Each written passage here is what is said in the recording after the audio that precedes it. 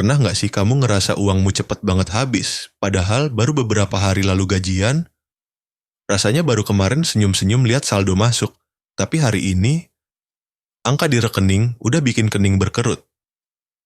Loh, kok segini aja sih? Pertanyaan yang sering banget muncul tanpa jawaban yang jelas. Anehnya, kalau diingat-ingat, nggak ada pengeluaran besar. Nggak beli gadget baru, nggak jalan-jalan keluar kota, bahkan nggak ada belanja besar yang terasa mencolok. Tapi pas dicek satu-satu, ternyata uang kita bocor halus di sana-sini. Ngopi tiap sore pakai QR, jajan online yang kelihatannya sepele, top up game biar nggak ketinggalan event, bayar pay later yang entah udah cicilan keberapa, sampai langganan film dan musik yang otomatis terpotong tiap bulan. Nah, inilah wajah dunia digital saat ini. Serba cepat, serba mudah, serba praktis. Kita bisa beli apapun hanya dengan satu sentuhan jari, tapi di balik semua kemudahan itu, ada sisi lain yang sering luput kita sadari. Kebocoran finansial yang diam-diam menggerogoti tabungan kita. Dunia digital menawarkan kenyamanan, tapi tanpa kendali dan kesadaran, kenyamanan itu bisa berubah jadi jebakan halus. Kita merasa sedang menikmati hidup, padahal perlahan-lahan sedang kehilangan kendali atas uang kita sendiri. Di video kali ini, kita akan bahas tuntas bagaimana cara mengatur keuangan di era serba digital. Bukan untuk membatasi diri dari kemudahan teknologi, tapi justru memanfaatkannya dengan bijak. Supaya teknologi jadi alat bantu untuk menumbuhkan kesejahteraan, bukan penyebab dompet kita terus menipis. Jadi, sebelum saldo kamu kembali menghilang tanpa jejak, yuk kita pelajari bareng-bareng strategi cerdas mengelola uang di dunia digital yang serba cepat ini. Siapkan pikiran terbuka, dan mari kita mulai perjalanan menuju keuangan yang lebih sehat di era yang serba modern. Sekarang semuanya bisa dibayar lewat ponsel. Mau makan, tinggal scan QR. Mau ngopi, cukup tap satu kali di layar. Bayar listrik, air, internet, bahkan zakat dan donasi pun bisa dilakukan secara online. Dunia berubah dengan sangat cepat. Semua terasa lebih praktis, efisien, dan nyaman. Tanpa uang tunai, tanpa repot, semuanya serba instan. Tapi, di balik kemudahan luar biasa itu, ada sisi lain yang jarang kita sadari. Sisi yang perlahan tapi pasti, bisa membuat dompet kita bolong tanpa terasa. Lebih besar dari coba deh pikir sejenak. Lebih dari berapa kali kamu melakukan transaksi digital dalam sehari? Sekali, 2 kali? Atau jangan-jangan lebih dari 5 kali tanpa sadar? Mungkin pagi-pagi kamu beli kopi susu kekinian lewat aplikasi, Rp15.000. Siangnya, kamu pesan makan lewat ojek online, ongkirnya Rp30.000 sore, kamu nonton film lewat platform langganan, potong saldo otomatis Rp60.000. Malamnya, iseng scrolling marketplace, nemu barang lucu Rp25.000, langsung check out, karena, murah kok. Kalau kita lihat satu persatu, semuanya terlihat kecil. Bahkan kadang kita bilang, ya elah, cuma segitu doang. Tapi coba dikalikan 7 hari, sebulan. Tiba-tiba jumlahnya bisa mencapai jutaan rupiah. Inilah yang disebut dengan kebocoran halus dalam keuangan. Nggak terasa, tapi nyata. Nggak besar, tapi berulang. Dan yang paling bahaya, kita jarang menyadarinya. Otak manusia memang cenderung menyepelekan nominal kecil. Kita punya ilusi bahwa pengeluaran kecil nggak masalah. Padahal, kalau dikumpulkan, jumlahnya bisa lebih besar dari satu pengeluaran besar yang kita rencanakan. Disinilah jebakan dunia digital bekerja dengan sangat halus. Setiap tombol bayar sekarang dibuat untuk memudahkan kita, tapi juga membuat kita lupa untuk berpikir 2 kali sebelum mengeluarkan uang. Semuanya terasa ringan, cepat, dan menyenangkan. Tapi justru karena terlalu mudah, kita kehilangan rasa perhatian terhadap uang itu sendiri. Dulu, saat kita masih sering menggunakan uang tunai, kita benar-benar merasakan pengeluaran. Kita lihat fisiknya, kita hitung lembar demi lembar, tapi sekarang cukup 1 klik, dan uang berpindah tanpa bekas, tanpa rasa. Lebih dari, ini bukan berarti kemajuan teknologi itu buruk. Justru sebaliknya, Teknologi memberi kita peluang luar biasa untuk hidup lebih efisien. Namun, kemudahan itu harus diimbangi dengan kesadaran finansial. Kalau tidak, kita akan terjebak dalam siklus yang sama. Gajian datang, lalu menguap entah kemana. Jadi mulai sekarang, coba ubah cara pandang kita terhadap uang digital. Setiap kali ingin bertransaksi, tanyakan pada diri sendiri, apakah ini benar-benar kebutuhan atau sekadar keinginan sesaat? Apakah aku sudah menyiapkan anggarannya atau cuma karena tergoda kemudahan? Dan yang paling penting, catat semua pengeluaran digitalmu. Sekecil apapun, ada banyak aplikasi keuangan yang bisa bantu kita melacak transaksi otomatis, tapi kalau belum terbiasa, cukup mulai dari hal sederhana, tulis di catatan ponsel atau di buku kecil. Karena dari kebiasaan kecil itulah, kesadaran mulai tumbuh. Semakin kamu sadar kemana uangmu mengalir, semakin mudah kamu mengendalikan arah keuanganmu. Dunia digital memang penuh peluang. Tapi hanya orang yang bijak dan sadar yang bisa memanfaatkannya untuk membangun kesejahteraan, bukan sekadar kenyamanan sesaat. Jadi, jangan biarkan saldo terus terkikis tanpa jejak. Mulailah hari ini, kendalikan setiap klik dan setiap rupiah yang keluar. Karena di era serba digital ini, kontrol keuangan bukan lagi soal besar kecilnya gaji, tapi soal seberapa sadar kita dalam mengelolanya. Yuk, mulai bijak dengan uang digitalmu dan ubah setiap transaksi jadi langkah menuju masa depan yang lebih stabil, aman, dan sejahtera. Sebelum kita ngomongin soal cara ngatur uang, ada satu hal penting yang sering banget dilewati orang. Kesadaran finansial, karena percuma kita belajar strategi menabung, investasi, atau budgeting kalau kita sendiri belum sadar, uang kita sebenarnya kemana aja selama ini. Coba deh, mulai dari hal paling sederhana. Selama seminggu ke depan, catat semua pengeluaranmu, terutama pengeluaran digital. Entah itu beli kopi, bayar parkir pakai QR, pesan makanan lewat aplikasi, langganan musik, atau sekadar top up saldo e-wallet. Tulis semuanya sekecil apapun. Setelah itu, coba lihat kembali daftar pengeluaranmu. Dari situ, kamu bakal mulai sadar.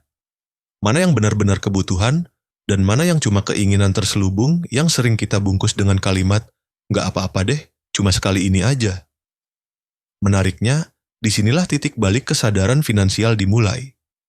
Bukan saat kamu punya banyak uang, tapi saat kamu mulai menyadari kemana uangmu pergi. Banyak orang bukan miskin karena gajinya kecil, tapi karena mereka nggak tahu uangnya mengalir kemana setiap hari. Setiap tanggal gajian, mereka semangat. Tapi beberapa hari kemudian, saldo menipis dan rasa bingung muncul lagi. Kok cepat habis ya? Padahal jawabannya sederhana. Uang mereka hilang bukan karena kurang, tapi karena tak tercatat. Kesadaran finansial itu ibarat kaca spion dalam berkendara. Tanpa itu, kita nggak tahu arah, nggak tahu posisi, dan bisa aja nabrak tanpa sadar. Sama seperti uang, tanpa sadar finansial, kita nggak akan pernah bisa mengatur dengan benar. Jadi, langkah pertama dalam mengelola keuangan bukan langsung menabung, bukan juga investasi. Langkah pertama adalah menyadari pola pengeluaran kita sendiri. Mulailah dengan kebiasaan sederhana. Setiap kali kamu mengeluarkan uang, tanya pada diri sendiri, apakah ini benar-benar penting? Apakah ini sejalan dengan tujuan finansialku? Pertanyaan-pertanyaan kecil seperti itu akan membentuk kesadaran besar. Dan begitu kamu punya kesadaran, keputusan finansialmu akan jadi jauh lebih bijak. Ingat, nggak ada manajemen tanpa kesadaran. Karena kesadaran adalah fondasi dari semua perbaikan keuangan. Tanpa sadar, kita hanya akan terus mengulang pola yang sama, gajian, belanja, menyesal, dan menunggu gajian lagi. Tapi dengan sadar, kita mulai punya kendali. Kita mulai tahu kapan harus berhenti, kapan harus menunda, dan kapan saatnya berinvestasi pada hal yang benar-benar berarti. Jadi, sebelum kamu berpikir terlalu jauh tentang cara memperbanyak uang, pastikan dulu kamu tahu kemana uangmu pergi. Dari situlah perjalanan finansial yang sehat dan cerdas dimulai. Sekarang, setelah kita sadar kemana uang kita mengalir, saatnya masuk ke langkah yang lebih praktis. Kesadaran saja belum cukup, Karena tanpa tindakan nyata, kita akan terus terjebak dalam pola yang sama. Maka mulai hari ini, yuk kita belajar 5 strategi sederhana untuk mengatur keuangan di era digital. Strategi yang bisa langsung kamu praktikkan begitu video ini selesai. Pertama, pisahkan akun e-wallet. Ini langkah kecil tapi dampaknya besar banget. Buat 2 e-wallet berbeda. Satu khusus untuk kebutuhan pokok seperti makan, transportasi, dan tagihan, lalu satu lagi untuk hiburan atau gaya hidup. Dengan cara ini, kamu bisa lebih mudah mengontrol pengeluaran karena kamu tahu dengan jelas mana uang untuk belanja beras dan mana yang memang untuk belanja skincare. Jangan biarkan semuanya tercampur dalam satu akun. Karena kalau uang kebutuhan dan hiburan jadi satu, biasanya rasa bersalah ikut menghilang, yang tersisa cuma perasaan, masih ada saldo kok. Padahal, saldo itu bukan semuanya untuk bersenang-senang. Kedua, aktifkan notifikasi transaksi dan atur limit harian. Banyak orang menonaktifkan notifikasi karena merasa terganggu. Padahal, notifikasi itu adalah pengingat kecil yang sangat berharga. Setiap kali kamu melakukan pembayaran, muncul pemberitahuan, Anda baru saja mengeluarkan Rp25.000. Sederhana, tapi secara psikologis, hal itu bikin kamu lebih sadar dan berhenti sejenak berpikir, tadi aku bayar apa ya? Kalau kamu termasuk orang yang gampang kalap belanja, tambahkan batas limit harian di e-wallet. Dengan begitu, ketika saldo habis, kamu punya momen untuk berhenti dan mengevaluasi, bukan terus top up tanpa henti. Ketiga, hati-hati dengan pay later. Ingat baik-baik, pay later itu bukan bonus. Itu utang digital dengan wajah yang manis. Rasanya menyenangkan waktu pertama kali digunakan, barang cepat datang tapi bayarnya nanti. Namun begitu jatuh tempo, kamu baru sadar tagihan menumpuk dan bunga siap menagih. Kalau kamu ingin menggunakan pay later, gunakan hanya untuk hal-hal produktif yang memang bisa membantu kamu menghasilkan uang, bukan sekadar memenuhi keinginan sesaat. Karena sekali kamu terjebak di dalamnya, akan sulit keluar tanpa disiplin yang kuat. Keempat, gunakan aplikasi pencatat keuangan. Di era digital, kita sudah nggak bisa lagi bergantung hanya pada ingatan. Untungnya, ada banyak aplikasi gratis di Play Store dan App Store yang bisa mencatat pemasukan dan pengeluaran secara otomatis. Dengan mencatat, kamu punya peta keuangan pribadi. Kamu bisa lihat dengan jelas berapa uang yang masuk, berapa yang keluar, dan kemana perginya setiap rupiah. Dari sana, kamu bisa mulai mengambil keputusan dengan lebih bijak, apakah perlu menekan pengeluaran tertentu atau menambah porsi tabungan. Dan kelima, buat tabungan otomatis. Ini kunci utama agar kamu bisa menabung tanpa menunda. Setiap kali gajian, langsung sisihkan minimal 10-20% ke rekening tabungan sebelum kamu sempat tergoda untuk membelanjakannya. Prinsipnya sederhana, tabung dulu, baru pakai. Jangan dibalik jadi pakai dulu, nanti kalau ada sisa baru ditabung. Karena pada kenyataannya, jarang sekali ada yang tersisa. Dengan sistem otomatis, kamu nggak perlu lagi bergantung pada niat atau mood. Uang akan berpindah sendiri ke rekening tabungan, dan kamu tinggal menikmati hasilnya di masa depan. Bayangkan, kalau kamu konsisten menabung setiap bulan, sekecil apapun jumlahnya, dalam setahun kamu sudah membangun kebiasaan finansial yang sehat, kebiasaan yang akan jadi pondasi kuat untuk hidup yang lebih tenang dan terencana. Jadi, mulai sekarang, coba praktikkan 5 strategi ini satu persatu. Nggak perlu langsung sempurna, yang penting konsisten. Karena pengelolaan keuangan bukan soal cepat kaya, tapi soal disiplin dan kesadaran yang tumbuh setiap hari. Di dunia digital yang serba cepat ini, mereka yang bisa bertahan bukanlah yang paling pintar, tapi yang paling sadar dan bijak mengatur uangnya. Setelah kamu mulai bisa mengatur keuangan harian dengan lebih sadar dan terarah, sekarang saatnya naik ke level berikutnya, investasi digital. Ini adalah tahap di mana uangmu mulai bekerja untuk kamu, bukan sebaliknya. Tapi hati-hati, justru di tahap inilah banyak orang tergelincir. Di era digital, peluang investasi memang terbuka lebar. Ada banyak platform yang menawarkan berbagai produk menarik, lengkap dengan janji keuntungan besar dan hasil cepat. Tapi di balik semua kemudahan itu, kita juga harus waspada. Karena di dunia yang serba online, antara peluang dan jebakan seringkali terlihat mirip. Banyak orang tergoda dengan iklan-iklan yang menjanjikan cuan cepat tanpa risiko. Modal kecil, untung besar, katanya. Hasil harian dijamin, katanya. Padahal, ujung-ujungnya, banyak yang justru kehilangan semua uangnya karena terjebak skema palsu atau investasi bodong yang berkedok aplikasi modern. Maka sebelum menaruh uang, pastikan satu hal penting. Aplikasinya terdaftar dan diawasi oleh Otoritas Jasa Keuangan, OJK. Kamu bisa cek langsung di situs resmi OJK atau lewat daftar yang sering mereka rilis di media sosial. Jangan malas verifikasi. 1 menit untuk mengecek bisa menyelamatkan kamu dari kehilangan uang bertahun-tahun hasil kerja kerasmu. Setelah itu, mulailah dari yang sederhana. Nggak perlu langsung terjun ke saham yang fluktuasinya tinggi atau aset yang belum kamu pahami. Pilihan yang aman untuk pemula misalnya reksadana online, emas digital, atau deposito berbasis aplikasi. Ketiga instrumen ini relatif mudah dipahami, modalnya kecil, dan bisa jadi langkah awal untuk membangun kebiasaan berinvestasi dengan bijak. Tapi ingat, meskipun semua terlihat mudah karena bisa dilakukan dari ponsel, investasi bukan permainan angka. Di balik setiap peluang selalu ada risiko. Maka sebelum menaruh uang, pahami dulu. Apa produk investasinya, bagaimana cara kerjanya, dan apa risikonya.